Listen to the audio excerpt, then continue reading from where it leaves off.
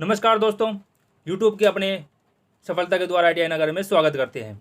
ठीक है, आपकी रूटीन MCQ फिजिक्स क्वेश्चन चले हुए थे, तो आज हम 21 नंबर क्वेश्चन से रूटीन MCQ स्टार्ट करते हैं। तो 21 नंबर का क्वेश्चन है, यंग प्रत्यास्थता गुणांक का SI मात्रक है।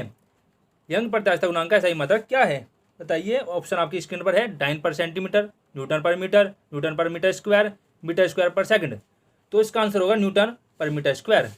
ये इसका करेक्ट आंसर है। ठीक है, तो हम देख लेते हैं ये आंसर सही कैसे है। यंग प्रत्यास्थता गुणांक का फॉर्मूला प्रतिबल अपॉन विकृति होता है। ठीक है, जो अगर हम प्रतिबल का फॉर्मूला देखें तो F अपॉन ए होता है, फोर्स अपॉन एरिया। तो विकृति का जो फॉर्मूला होता है वो चेंज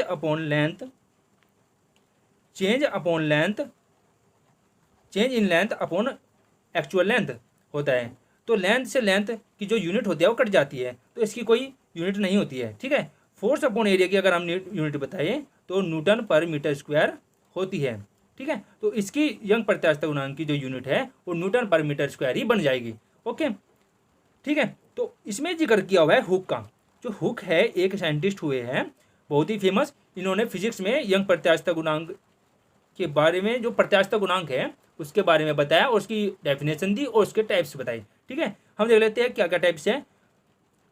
यंग प्रत्यास्थता गुणांक पहला टाइप, सेकंड टाइप आयतन गुणांक, आयतन प्रत्यास्थता गुणांक, और तीसरा टाइप दृढ़ता गुणांक। ठीक है, ये इन्होंने हुक ने 3 प्रत्यास्थता गुणांक बताए। ठीक है, क्वेश्चन आ सकता है हुक वैज्ञानिक के बारे में। ठीक है, अब हम नेक्स्ट क्वेश्चन देख लेते हैं।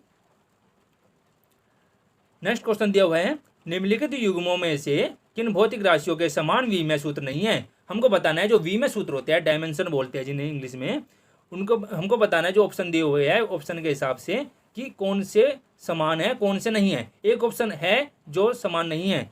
अगर हम देखें तो आपकी स्क्रीन पर दिया हुआ है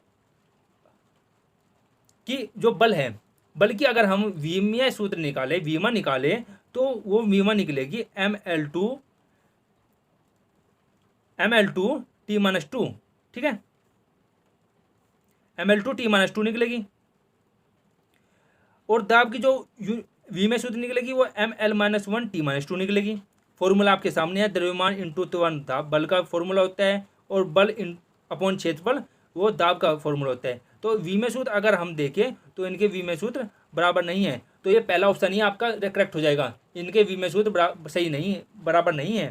ठीक है, और अगर हम अदर ऑप्शन डिस्कस करें तो इसमें हम कार्य और ऊर्जा की वे में देख लेते हैं। कार्य का जो फॉर्मूला होता है वो बल इंटू समय होता है, तो इसका विमेय सूत्र बन जाएगा ml2 t-2। ठीक है, और ऊर्जा का जो फॉर्मूला होता है, ऊर्जा 2 प्रकार की होती है, गतिज ऊर्जा, स्थिति ऊर्जा। अगर हम किसी भी फॉर्मूले से विमेय सूत्र निकाले तो हमारा विमेय सूत्र ml2 t-2 ही आएगा। और अगर जो ये दिए हुए हैं ये इनकी इकाई हैं, आपको इकाई भी याद कर लेनी है। SI सिस्टम में भी दिए हुए हैं। ठीक है, स्टैंडर्ड इंटरनेशनल सिस्टम में भी दिए हुए हैं, और जो किलोग्राम मीटर पर सेकंड स्क्वायर ये ऐसे हैं, तो ये MKS सिस्टम में है। ठीक है, तो हम एक और फैक्ट जान लेते हैं इसके बारे में। ये दो इंपॉर्टेंट नोट्स दिए गए हैं। 1 जूल बराबर 10 की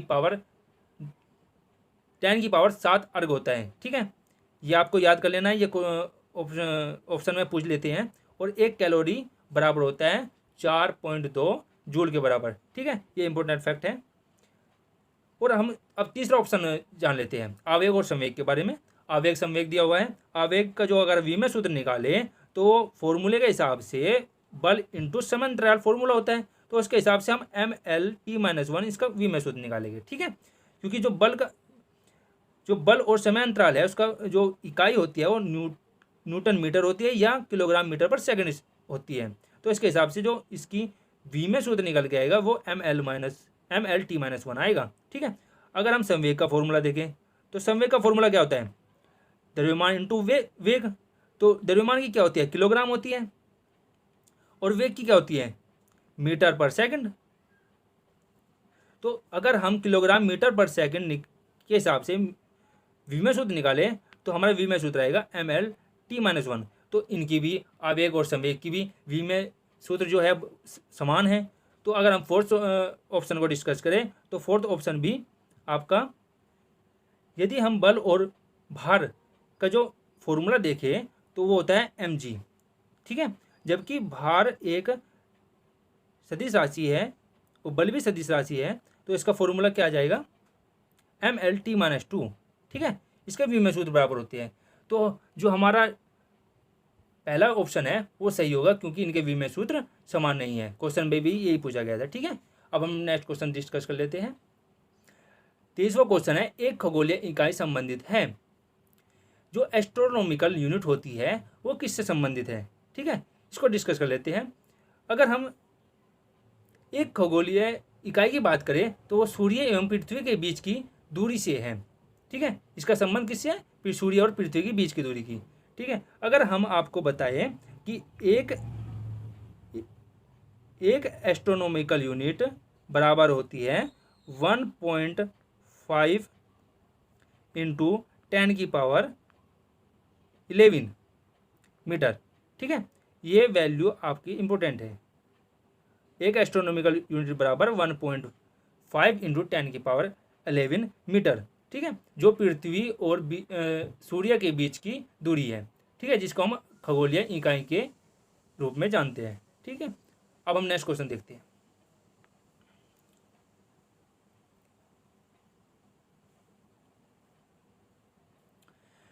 चौबीसवां क्वेश्चन है, निम्नलिखित में से कौन सी अविमीय राशि है। अविमीय राशि से मतलब है कि जिसकी कोई विमा नहीं है। विमा किसकी नहीं होगी, जिसकी कोई आपकी इकाई नहीं है, मात्रक नहीं है। तो हम पहला ऑप्शन डिस्कस करते हैं, विकृति। विकृति का जो फॉर्मूला है, विकृति का क्या फॉर्मूला है,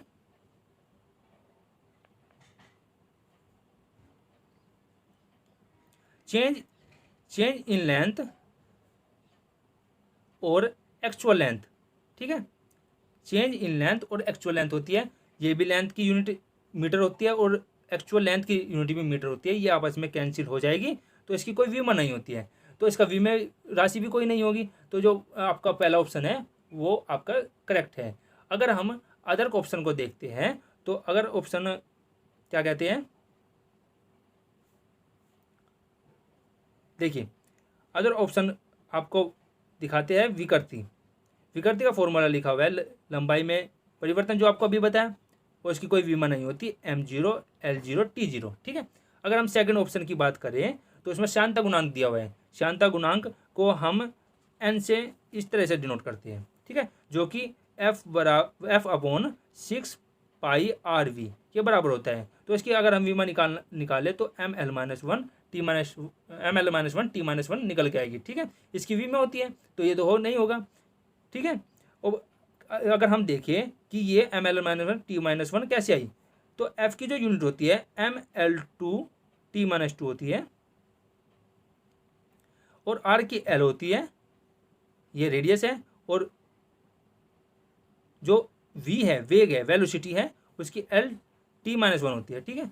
तो इससे आप अगर कैलकुलेशन करोगे तो ml-1 t-1 आ जाएगी, ठीक है। गैसीय नियतांकी दे लेते हैं। गैसीय नियतांकी क्या होगी, गैसीय नियतांकी आपकी जो यूनिट होगी वो फॉर्मूला आपका है P/V/मोल/T। P क्या है यहाँ पे, पावर है, V क्या है, वॉल्यूम है, मोल और T आपका परमताप है, ठीक है। जो ये इससे फॉर्मूला निकल के आएगा वो ml2 t-2 θ-1, थीटा क्योंकि परमताप जो टेम्परेचर होता है उसकी यूनिट होती है, और मोल -1, ये फॉर्मूला आपका निकल के आ जाएगा। और अगर हम लास्ट ऑप्शन प्लांक नियतांक डिस्कस करें तो उसका फॉर्मूला होता है एनर्जी अपॉन फ्रीक्वेंसी। तो एनर्जी की ml2 t-2 होती है, और फ्रीक्वेंसी की फॉर्मूला क्या होता है, frequency equal to 1 time period. तो टाइम पीरियड का क्या होता है, टी होता है, तो टी ऊपर जाके -1 हो जाएगा, तो ये फॉर्मूला बन जाएगा ml2 t-1, ठीक है, प्लांक नियतांक। ये हमने चारों को ऑप्शन डिस्कस कर लिए। अब नेक्स्ट क्वेश्चन देखते हैं। नेक्स्ट क्वेश्चन हमारा 25वां है, निम्नलिखित में से कौन एक सदिश राशि नहीं है, ठीक है। सदिश राशि नहीं है मतलब कि अदिश राशि कौन सी है, संवेग। संवेग का फॉर्मूला अगर हम देखें तो द्रव्यमान द्रव्यमान गुना वेग फॉर्मूला इसका होता है। तो ये एक सदिश राशि है, ठीक है, ये नहीं होगा। वेग देख लेते हैं, वेग दूरी बटे समय d/t इसका फॉर्मूला होता है, ठीक है। वेग का, वेग और चाल दो चीज़ें हैं। वेग जिसको हम वेलोसिटी बोलते हैं, वेग का फॉर्मूला होता है विस्थापन अपॉन टाइम, और जो चाल होता है, चाल का फॉर्मूला होता है दूरी डिस्टेंस अपॉन टाइम। दोनों चीज़ें एक हैं, विस्थापन भी और डिस्टेंस भी। डिस्टेंस में फ़र्क इतना है कि विस्थापन सदिश राशि है और जो विस्थापन सदिश राशि है और जो डिस्टेंस है वो अदिश राशि है, इसलिए जो चाल है वो अदिश राशि है, वेग है वो सदिश राशि है। अब हम विस्थापन एक एग्जाम्पल के थ्रू से आपको बताता हूँ मैं कि जो विस्थापन और दूरी है उसमें अंतर क्या होता है। जैसे हम बताए आपको, कोई आदमी ए पॉइंट से चला और बी पॉइंट पर उसको जाना है, बी पॉइंट पर उसको गया। अगर हम कहें कि इसने 14 किलोमीटर की दूरी तय की, तो एक पॉइंट से बी पॉइंट तक किसी व्यक्ति को जाने के लिए जितनी दूरी तय करनी पड़ती है उसको हम दूरी बोलते हैं। तो दूरी का वैल्यू कितनी होगी, 14 किलोमीटर हो जाएगी। अगर विस्थापन की बात करें तो विस्थापन कहता है कि मैं तो वो मानूंगा जो मिनिमम दूरी है, दो स्थानों के बीच की मिनिमम दूरी को आप विस्थापन बोलोगे, ठीक है। तो विस्थापन दूरी अगर हमने निकालनी हो तो ए और बी के बीच की विस्थापन दूरी ये होगी, जो वैल्यू निकल के आएगी वो ए बी के बीच की विस्थापन दूरी होगी, ठीक है। तो ये दूरी अदिश राशि हो गई, और जो ए और बी के बीच की मिनिमम दूरी है वो एक अदिश राशि होगी जिसको हम विस्थापन बोलते हैं, ठीक है। अच्छी तरह समझ में, ये इंपॉर्टेंट पॉइंट है और अच्छा क्वेश्चन है, ठीक है। नेक्स्ट क्वेश्चन देख लेते हैं। तो इसका क्या आंसर होगा, इसका आंसर होगा आपका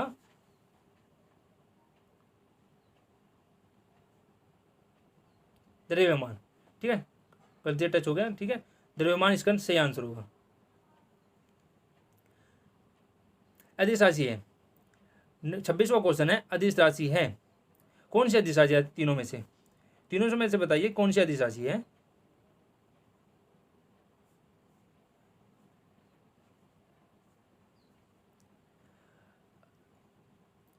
ऊर्जा, बलागुण, संवेग, उपरोक्त सभी।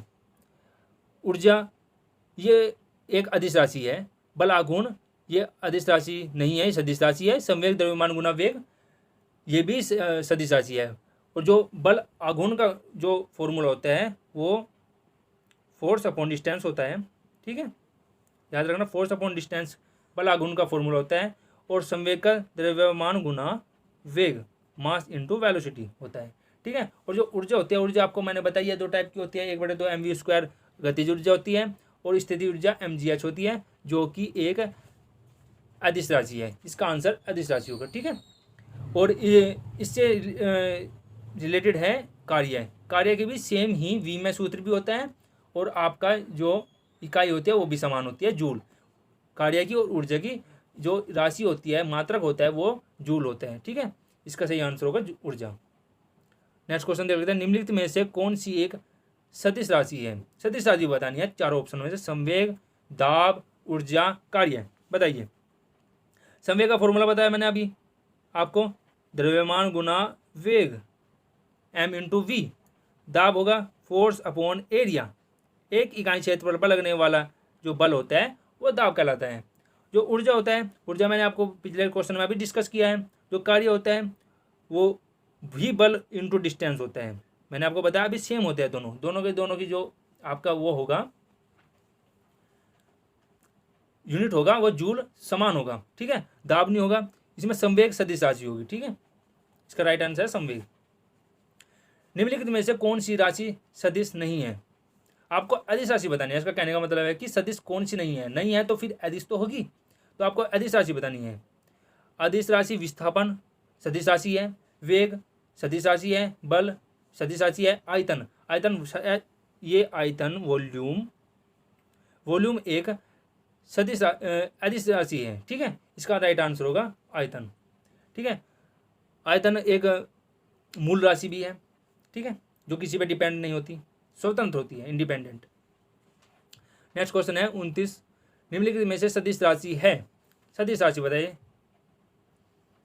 वेग सदिश राशि है, द्रव्यमान अदिश राशि है, समय अदिश राशि है, लंबाई अदिश राशि है। इसका आंसर होगा वेग, क्योंकि ये जो बाकी के तीनों हैं, सेकंड, थर्ड, फोर्थ, ये तीनों के तीनों इंडिपेंडेंट है, किसी पे डिपेंडेंट नहीं आती, मूल राशियां हैं और वो सदिश है तीनों के तीनों। वेग इसका सही आंसर होगा। ठीक है, निम्नलिखित में से कौन सा एक प्रमुख एक व्युत्पन्न परिभाषा नहीं है।